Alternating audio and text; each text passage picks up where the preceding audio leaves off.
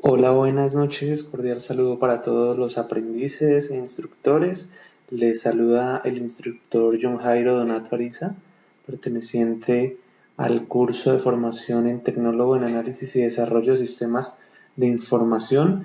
A continuación vamos a dar paso a un nuevo video donde vamos a explicar algunas de las actividades que tenemos previstas para desarrollar en las siguientes 2 semanas. Espero este video sea de apoyo para ustedes y les sirva un poco de guía, pero complementando lo que vemos en nuestras acostumbradas sesiones en línea y el material complementario que está en la plataforma. Lo primero que vamos a ver es las actividades que vamos a explicar el día de hoy, que tenemos pendiente. Entonces, como ustedes ya saben, van a ingresar por el menú de actividades. Estamos en la fase de desarrollo y vamos a ingresar a enlaces para el envío de evidencias de la actividad de aprendizaje 2 AP6. Una vez estemos acá en este menú, vamos a encontrar las actividades que tenemos pendientes por entregar. Es importante mencionar que en el presente video les voy a hablar principalmente de dos actividades, la 1 y la 2, pero haciendo énfasis en la segunda, porque la primera básicamente consiste en que ustedes desarrollen el laboratorio que se encuentra previsto. Entonces, la primera, que se titula Usar lenguaje transaccional sobre la base de datos, requiere que ustedes desarrollen la práctica expuesta en el laboratorio 13. Ese laboratorio ustedes lo van a encontrar en el menú de materiales del programa. Entonces, como ya hemos venido desarrollando los anteriores laboratorios, este se desarrollaría de la misma forma y se enviaría de acuerdo a las indicaciones. Sin embargo, en la sesión en línea del próximo martes 18 de septiembre vamos a explicar un poco mejor cómo desarrollar este laboratorio. Luego, ahora mismo nos vamos a concentrar es en esta actividad, en la construcción de elementos de programación para el proyecto de formación, porque esta actividad requiere de algunos elementos técnicos que pueden ser un poco más difíciles de desarrollar si ustedes pues tienen en cuenta que el laboratorio es seguir una guía práctica. Entonces, básicamente vamos a empezar leyendo en qué consiste la actividad. Dice, una vez realizados los ejercicios de la práctica expuestos en el laboratorio y validados por el tutor técnico, se debe concretar un encuentro sincrónico con el tutor técnico y el equipo de proyecto para determinar los elementos de programación a construir para el sistema de información. Estos deben elaborarse en el sistema gestor de bases de datos seleccionado. Entonces es importante que ustedes en los grupos que ya tienen previamente constituidos comiencen a definir los elementos de programación que van a ser parte de su proyecto de formación. ¿Eso qué quiere decir? Que si por ejemplo algunos de ustedes, voy a dar un ejemplo de un grupo que está desarrollando un sistema para realizar peticiones, quejas y reclamos en una clínica, entonces necesitará algunos elementos de programación, como cuáles. Va a necesitar, por ejemplo, menú de inicio de sesión, va a necesitar un módulo de registro de peticiones, de quejas, de solicitudes, de reclamos, va a necesitar un módulo de consultas, va a necesitar un módulo de informes. Entonces, con base en eso es que se definen los elementos de programación a utilizar. Eh, Habla de un encuentro sincrónico. La idea es que con la sesión que vamos a tener el próximo martes ya demos el alcance para que ustedes puedan iniciar a trabajar y a desarrollar esta actividad. Si tienen alguna inquietud o problema durante el desarrollo de la evidencia, es necesario que nos contacten, como acostumbramos a hacerlo por el grupo de WhatsApp, como lo acostumbramos a hacer por los canales formales de comunicación, los foros y las sesiones de atención y de apoyo sincrónico que ya previamente hemos compartido con ustedes la agenda de las mismas. Entonces, nosotros vamos a explicar en qué consisten esos elementos de programación. Acá nos dicen, vamos a seguir cerrando esto, me pide cambiar la configuración del equipo para obtener un mejor rendimiento, pero por ahora no lo vamos a hacer. Nos dice, estos elementos, los elementos de programación, deben cumplir con las siguientes especificaciones. Para cada elemento se debe identificar a qué requerimiento funcional o caso de uso apoyan. Entonces, ustedes en una tarea previa habían identificado los requerimientos de su proyecto de formación, los requerimientos funcionales. Entonces es importante hacer como una trazabilidad. ¿Qué es trazabilidad? Una relación que me permite identificar cómo se cruzan, o valga la redundancia, pues cómo estarían ligados o relacionados un elemento de programación con un requerimiento funcional. Que yo tengo un requerimiento funcional que dice iniciar sesión en el sistema. Listo, entonces el elemento de programación que yo construya debería especificar cómo se relaciona con dicho requerimiento funcional. ¿En qué se hace eso? En un Excel. Simplemente usted dice requerimiento funcional 1 y al frente le pone el elemento de programación que va a construir. ¿Qué elemento de programación va a construir? Pueden ser procedimientos almacenados, funciones, desencadenadores, entre otros. Por ahora lo vamos a enfocar a base de datos. Entonces, para cada elemento que se debe identificar a qué requerimiento funcional o caso de uso apoyan. Listo. Deben construirse mínimo 10 procedimientos almacenados, 5 funciones y 5 desencadenadores. Voy a comenzar a explicarles qué es cada uno de estos y cómo se crean. Entonces vamos a empezar con los procedimientos almacenados. Yo les voy a explicar qué es un procedimiento almacenado. Lo podríamos definir como un conjunto de sentencias, es decir, una sintaxis que ya está almacenada en el servidor y que bastará con yo llamar el procedimiento almacenado para que ejecute ese código y me devuelva pues una información. Les voy a dar un ejemplo práctico para entenderlo mejor. Para eso vamos a MySQL. Voy a utilizar el asistente visual MySQL Workbench, que ya en un video previo habíamos explicado cómo se podía abrir. Entonces vamos a esperar que abra por acá. Entonces ya estamos por acá, abrió el Workbench. Vamos a Database, vamos a conectarnos con la base de datos. Entonces, de acuerdo al usuario que ustedes hayan creado previamente y la contraseña para el usuario root. Entonces yo me estoy acá intentando conectar y una vez ingreso las credenciales ya tengo acceso a mi sistema gestor de base de datos. Entonces acá les voy a mostrar cómo crear un procedimiento almacenado utilizando una base de datos de las que vienen predefinidas al momento de realizar la instalación. Vamos a utilizar de ejemplo una base de datos de estas. Primer paso, seleccionar por defecto la base de datos que voy a utilizar. ¿Cómo lo hago? Con clic derecho y acá me da la opción de seleccionar por defecto dicho esquema.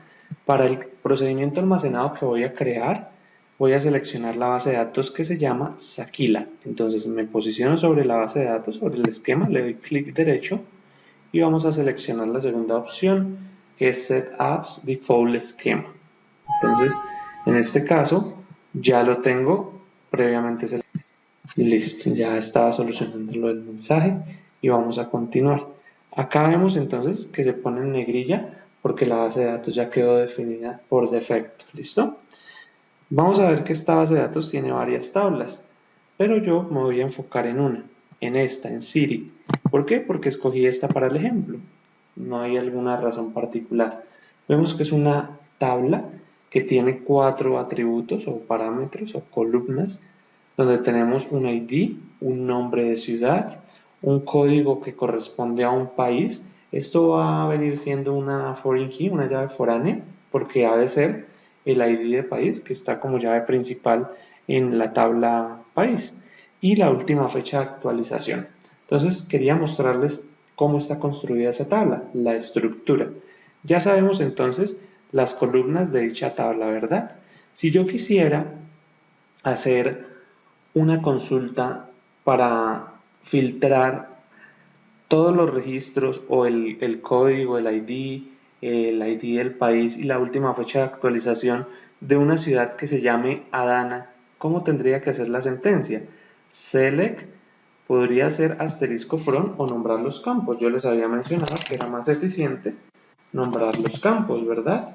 Entonces select city ID, city, country ID, last update from Sakila, Sakila es el nombre de la base de datos, punto, el nombre de la tabla, que es city, y vamos a poner nuestro condicional, where city sea igual a, pongamos uno que esté por acá, por ejemplo, Adana, Adana, que es el nombre de la ciudad.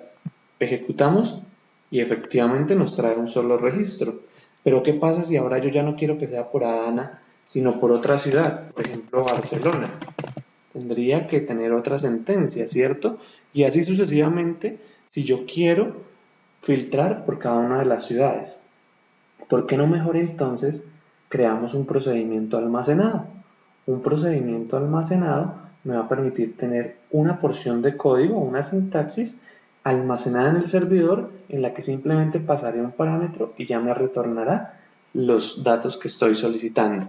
¿Cómo creo un procedimiento almacenado? Entonces vamos a abrir primero un archivo SQL para comenzar a crear el procedimiento. Yo previamente lo había creado acá en un Word. Vamos a explicar la estructura y cómo se desarrollaría. Entonces, en la primera línea, yo lo que hice fue escribir drop procedure if exists y un nombre. ¿Eso qué quiere decir? Elimine el procedimiento si existe. ¿Y cómo se llama ese procedimiento que quiero eliminar? Ese es el nombre del procedimiento. ¿Por qué pongo esa sentencia? Porque nosotros muchas veces podemos cambiar o actualizar el procedimiento almacenado, pero no nos va a permitir crearlo si previamente hay otro procedimiento almacenado con el mismo nombre.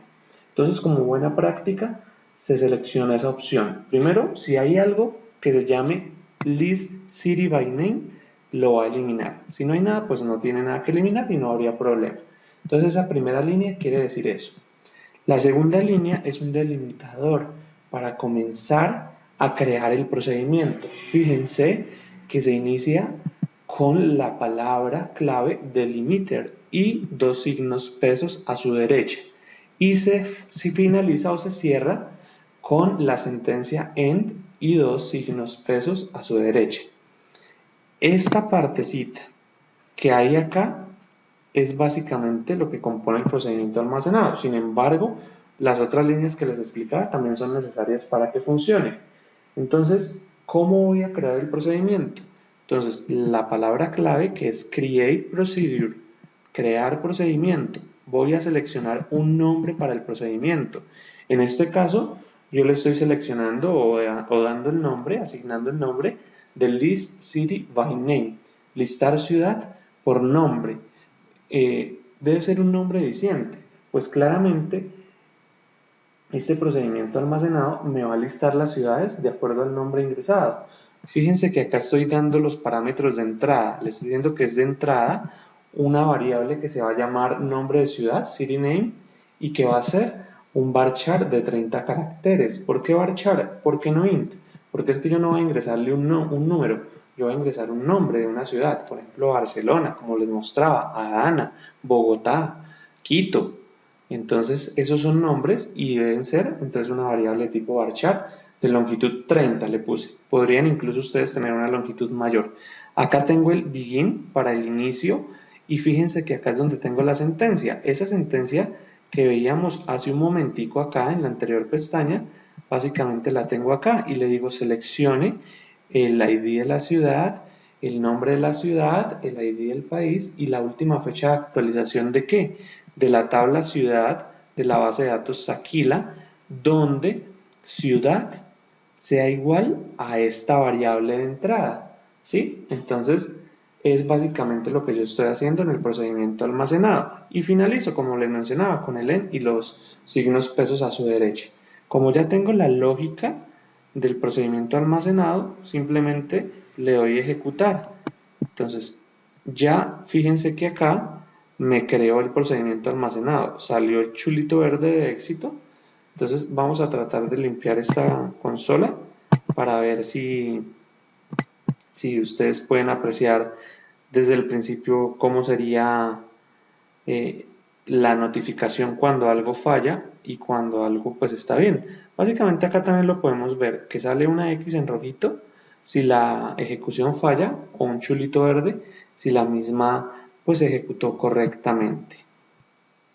Entonces en este caso ya limpié la consola, le vuelvo a dar ejecutar y fíjense que se ejecutaron con éxito las dos sentencias. ¿Cuáles? La eliminación, porque yo ya lo había creado previamente, y la posterior creación nueva del procedimiento almacenado, cuyo nombre es list city by name. ¿Listo? Entonces el procedimiento almacenado ya quedó, ya está en el servidor.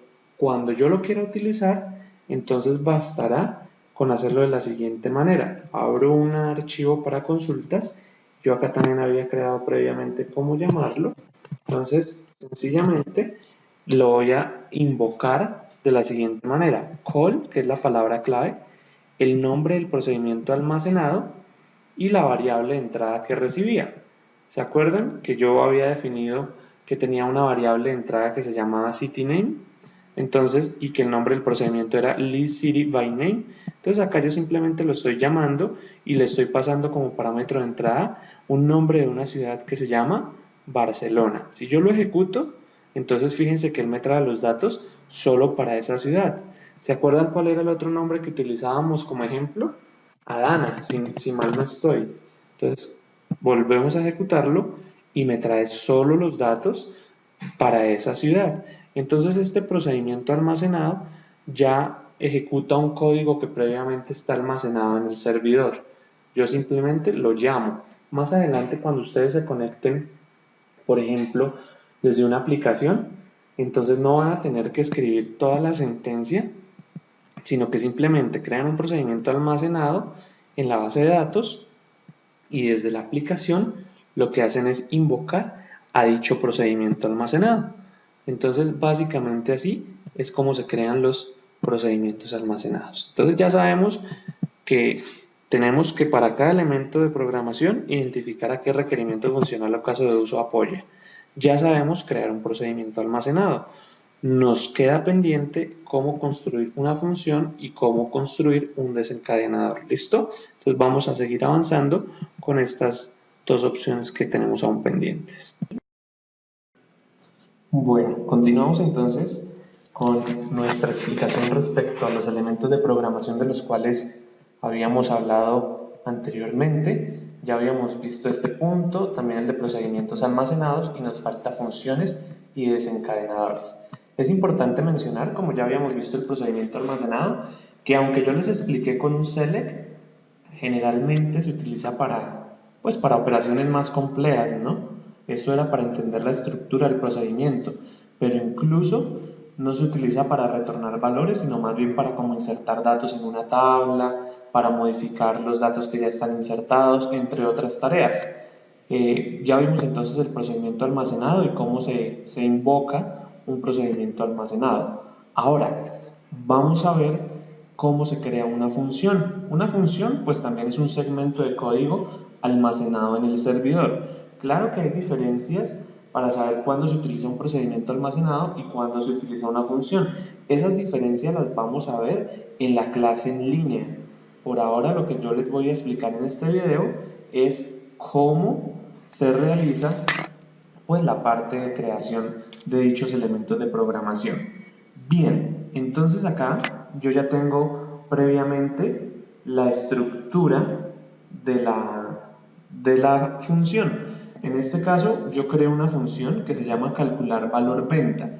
El objetivo de esta función es recibir un valor, digamos, de un producto que se vende y una ganancia. Entonces, esa ganancia más el costo que estamos recibiendo o el valor del producto me van a dar un porcentaje y por último esto se multiplica y se genera un valor total de la venta. Digamos que el valor o el costo del producto entonces es de 2.000 pesos y hay una ganancia del 15%. Entonces el costo total del valor de la venta será aproximadamente pues 2.300 pesos, ¿verdad? Veamos un poco de la estructura. Fíjense que la función también se inicia con un delimiter con los dos signos pesos a su derecha y la palabra clave create function le damos un nombre, en este caso yo la he llamado calcular valor venta y tenemos dos parámetros de entrada. ¿Esto a qué se les parece? A un método de los que ustedes generalmente habían creado en Java, ¿verdad? Entonces, yo tengo dos variables de entrada, una que se llama costo y es de tipo float. ¿Por qué? Porque yo puedo tener valores decimales, por eso no la declaro como entero. Tengo también otra variable que se llama por ganancia, que es un porcentaje, pero yo el porcentaje lo definí como entero, digamos que sería el 15%, el 20%, el 10%, pero no un 15,33%. Por eso lo definí como entero, porque son valores, pues valga la redundancia, entero. ¿Listo? Acá estoy diciendo que me retorne una variable que va a ser de tipo float y comienzo con el begin y finalizo con el end. Entonces acá está la lógica como tal de lo que yo quiero hacer. Primero declaro una variable que se llama venta, o sea valor venta, que es de tipo float y la inicializo en 0. Luego voy a asignarle con la palabra clave set a esta variable previamente definida.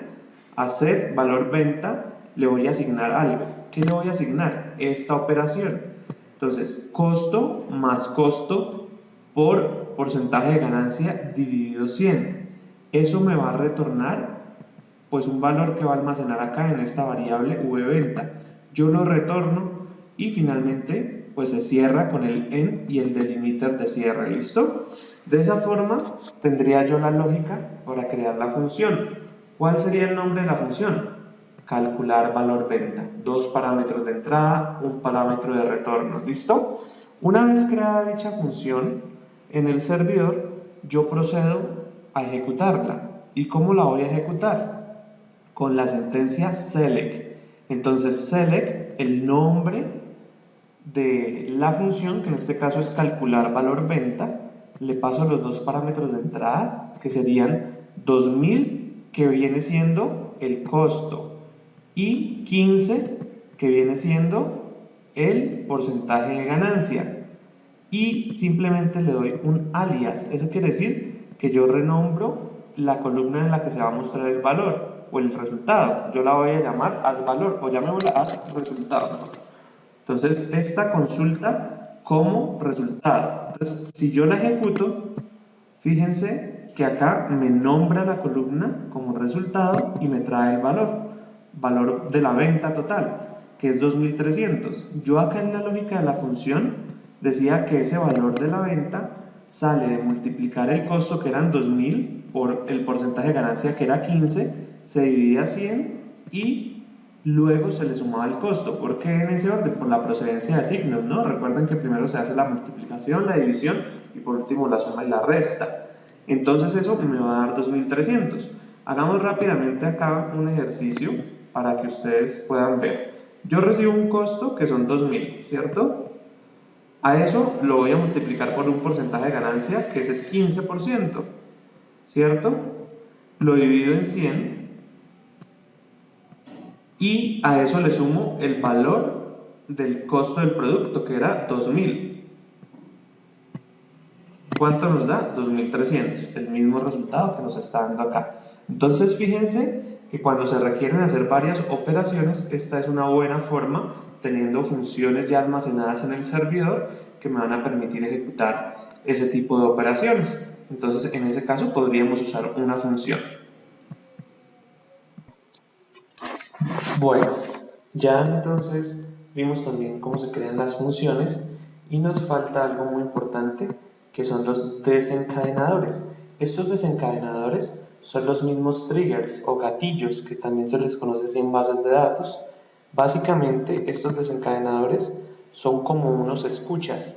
Digamos que es una porción de código que está pendiente para ejecutar una acción dependiente de otra acción. Por ejemplo, ejecute esta porción de código antes de que se actualice una tabla, o ejecute esta porción de código después de que se actualice una tabla. Ejecute esta porción de código antes de que se inserte un nuevo registro en una tabla. Ejecute esta porción de código después de que se elimine esta porción de código de una tabla. Entonces, acá nos dicen que necesitamos construir 5 desencadenadores. Vamos a explicar cómo se generaría un trigger o desencadenador. ¿Cuándo lo podríamos utilizar? Un ejemplo que se me ocurre es en un log, por ejemplo en una base de datos. Entonces vamos a la base de datos. Lo primero que voy a hacer es crear una tabla donde voy a guardar los registros de log. Entonces voy a crear la tabla control mi tabla, la voy a llamar así. Entonces, listo, creé esa tabla. Acá ya la veo. Vamos a ver qué registros tiene. Está vacía porque la acabo de crear, ¿verdad? Entonces, ahora lo que voy a hacer es a crear el trigger o el desencadenador. ¿Cómo lo creo? Básicamente lo que hago es, primera fila, elimine el trigger si existe y se llama log mi tabla. Si existe ese trigger, lo eliminamos. Ya les había explicado porque al principio se le da drop si existe, eliminar si existe. Luego empezamos con un delimiter y la misma forma, create trigger, un nombre para ese desencadenador o trigger que va a ser log mi tabla, y le digo una condición, puede ser before o puede ser after. En este caso es after, ¿después de qué? De que se inserte un dato en la tabla ciudad. Entonces, crea el trigger log mi tabla y ese trigger se va a ejecutar después de que se inserte un registro en la tabla ciudad de la base de datos Aquila. Para cada fila, para cada registro, el begin. ¿Y qué hace? Entonces, cada vez que se inserte un registro en la tabla ciudad, él va a insertar un registro en la tabla control mi tabla. Y ese registro va a ser el log. Este simplemente es una sentencia insert, que ya la saben pues crear ustedes. Insert into control mi tabla, generalmente se escribe en inglés. Yo lo he hecho en español para explicarme un poco mejor, pero en inglés es una buena práctica. Entonces, insertar en la tabla control mi tabla los siguientes valores para cada una de las columnas, y ese sería el log. Entonces, ¿cuándo se va a ejecutar esta porción de código? ¿Cuándo se va a ejecutar este trigger o desencadenador? Cada vez que yo inserte un registro en la tabla city, ¿listo? O ciudad. Entonces, por ejemplo, vamos acá a ciudad. Veamos si hay una ciudad que se llama Medellín. No la hay, ¿verdad? Entonces, ¿qué pasaría? Si yo inserto un registro que se llame Medellín en la tabla ciudad, entonces voy a ver que en la tabla de control voy a tener un log o un registro. Fíjense que en este momento la tabla control mi tabla, que es la de log, está vacía. Vamos a insertar una ciudad que se llame Medellín. Ya vimos que no existía. Entonces voy a insertar en la tabla ciudad los siguientes valores: un ID 603, el nombre de la ciudad y unos datos que me piden. Entonces simplemente inserto. Acá vemos que la inserción fue exitosa. Si yo voy y consulto el valor Medellín, ahora sí me aparece, ¿cierto? Porque lo acabo de insertar. Y como yo ya tenía, entonces el trigger significa que ya entonces debe haberse reflejado o ejecutado el mismo. Entonces, si yo voy a control mi tabla y lo ejecuto, ahí vemos que se insertó un registro de log. ¿Sí se fijan? Entonces, lo que hizo el trigger fue, por cada registro que yo inserto en la tabla ciudad, él me crea un registro en la tabla control mi tabla, y puede ser un registro de log. Entonces, para eso se utilizan los desencadenadores. Fíjense otro ejemplo. Digamos que yo ya no quiero insertar Medellín, quiero insertar, vamos a poner Barranquilla. Entonces, inserto un nuevo registro, acá está, la inserción fue exitosa, y ahora vamos a ver que se debió haber creado un nuevo registro, justamente acá está. Entonces, esa es una tabla de log, y eso se está cumpliendo de acuerdo a la sentencia explícita en el desencadenador, que lo llamé log mi tabla. ¿Listo? Yo les había enseñado que ya pues habíamos creado por acá, por ejemplo, procedimientos almacenados. Entonces acá hay unos procedimientos almacenados que venían de ejemplo, y está el que creamos nosotros, que es listCityByName, y también creamos una función, ¿cierto? Entonces ahí ustedes también las pueden encontrar, las que traía la base de datos de ejemplo, más la que creamos que era calcular valor venta. Entonces con esto espero que ustedes se puedan guiar para crear los elementos de programación. Resumiendo, pues ya identificamos cómo hacer esta trazabilidad con los requerimientos funcionales, ya sabemos cómo crear un procedimiento almacenado, cómo crear una función y cómo crear los triggers o desencadenadores. Con esta explicación, ustedes ya están en capacidad entonces de construir los elementos de programación y cumplir con el envío de la evidencia de acuerdo se les sugiere en la plataforma. Recuerden que en la sesión en línea que tendremos mañana, 18 de septiembre a las 8 de la noche, vamos a explicar las diferencias entre cada uno de estos elementos de programación. ¿Listo? Los esperamos entonces en esa sesión. Cualquier inquietud, con mucho gusto, estamos para colaborarles, para apoyarlos en lo que necesiten. Espero sigan aprendiendo y avanzando. Les habló el instructor John Jairo Donato y nos vemos en un próximo video. Gracias.